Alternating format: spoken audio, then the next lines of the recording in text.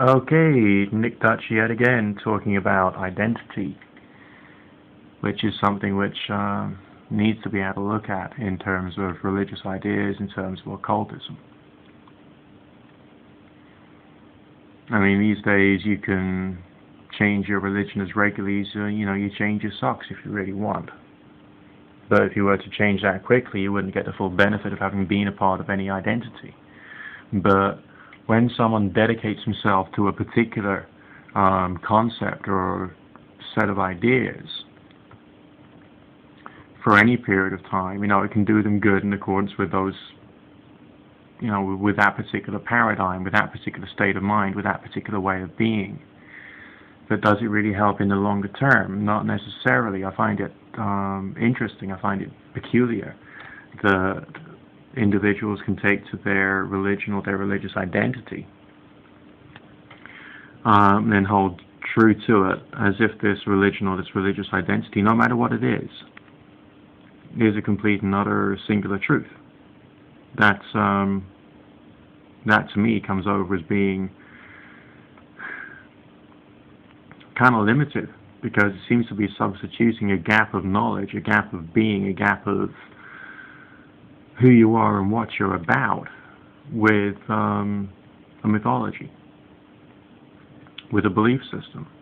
And belief, again, by its very nature, is not real.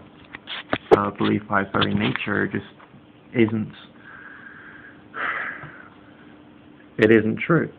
It is something which is assumed to be true, or demonstrated to be true, or believed to be true, without any evidence. That's the whole thing about belief. And religion is a collection of beliefs sort of condensed into a point.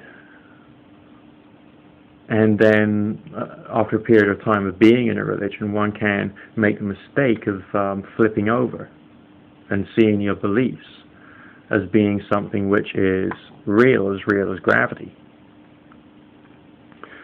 But these beliefs are like gaps in knowledge. Again, if you go back to the work of Nicholas Culpeper, who was a herbalist, one of the first, I suppose, scientists of sorts, but he used astrology as his means of working out what a particular plant, what a particular herb could do.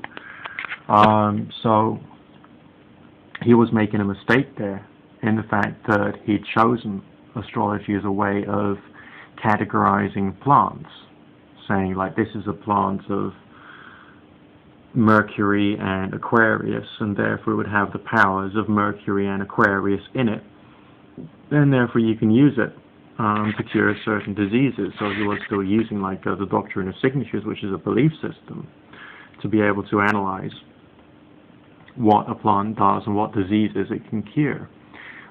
Because it was a belief, it was false. If you read Culpeper's Herbal, he said that one time it was believed that tobacco, because of its astrological associations, was important in the fact that it cured the plague. But he also says many people then also died in the Great Plague of London. And these people were heavy smokers of tobacco. So he's also saying there that there is something else to be learned, there's something else to be developed. So that's one of the reasons why I like Culpeper, not just because he was an astrologer, not just because he was an early herbalist and an early scientist, but because he was brave enough to be able to say this knowledge that we have about tobacco might not actually be right, because there's people dying of the plague when they're smoking tobacco which is supposed to cure it.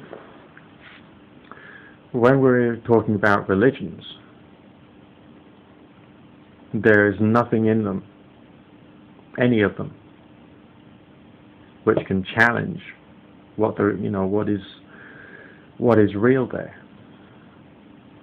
Now, when you do something like a lot of meditation, a lot of prayer, a lot of ritual practice, you start to realize that there is something real of a supernatural nature in the world. You can't possibly say what it is. An intellectual aberration would be to say this was true, therefore everything else that's a part of religion is true, which would be wrong. religion cannot be correct. It just can't. Religion cannot state what is real, although there will be some things laid down in some religious texts which might have some validity. If you look, I think it was at the Bhagavad Gita. There was one guy who wrote something about the Bhagavad Gita and said that it is much better to be a believer rather than someone who's thinking and analyzing.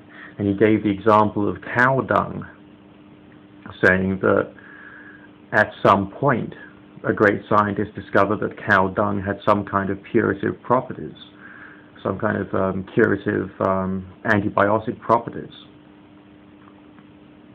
And therefore, something written down in religion to say that cow dung was somehow holy or special was right all the time. So this guy then says that it's much better to believe than to think. I don't go with that. It's much better to test things than to believe, because belief will never be and can never be knowledge, despite the fact that it will be presented as knowledge by people in religion, which is basically wrong. But if we go back to the subject of identity, it seems to me to be okay. It seems to me to be appropriate to move from one set of ideas to another as you grow and change and progress. And if you go through a lot of hardship or difficulty, to take to a religion to give you comfort or a sense of stability, identity, and purpose. But instead of saying, these things are right, these things are true, it would be better to say that I know I may be wrong. I know I probably am wrong. But I'm accepting these ideas, I'm accepting these faiths, I'm accepting these concepts so they can give me some good or some benefit in the here and now. I will not take this to be truth. I will not take this to be a fact. I will take this to be a way of building myself up, of giving myself an identity, of giving myself some kind of purpose or meaning for the moment. And when I have grown up beyond this, I will discard these beliefs, these identities, these ideas, and I will move on from that to something new, of which I at present cannot say. To me, that makes sense. But to me, it would make sense to say that. If I felt it necessary, I would become a pagan or a Christian and then say that, okay, I'm going to use these ideas to help me out, to give me a sense of a higher purpose, to explain some aspects of life. But these explanations I will know will be wrong because they are beliefs. And they should be disproved or falsified or criticized because they cannot be true because they are beliefs. But despite all of that, we still end up with this peculiar question which is over the religious world. If some things about the supernatural or the spiritual are real, which they seem to be, because some peculiar results happen, then what else in religion is useful? Then what else in religion is okay? And that's essentially where magic comes in, because as an occultist, as a magician, we can just take ideas from any religion and use them, and without any hypocrisy at all, because we know we're just hijacking a belief for a moment, because it's useful to try and attain a certain result. And the important word there is to try and attain a certain result. We can't turn around and say that these things are 100% real because we don't have enough knowledge to be able to say that.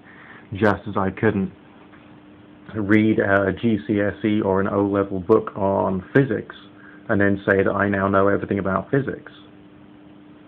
It's not possible. It's not done.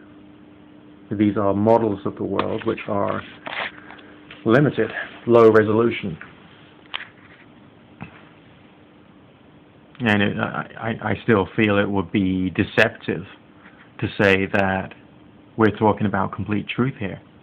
when, when we're not. We're talking about beliefs which are useful for a time.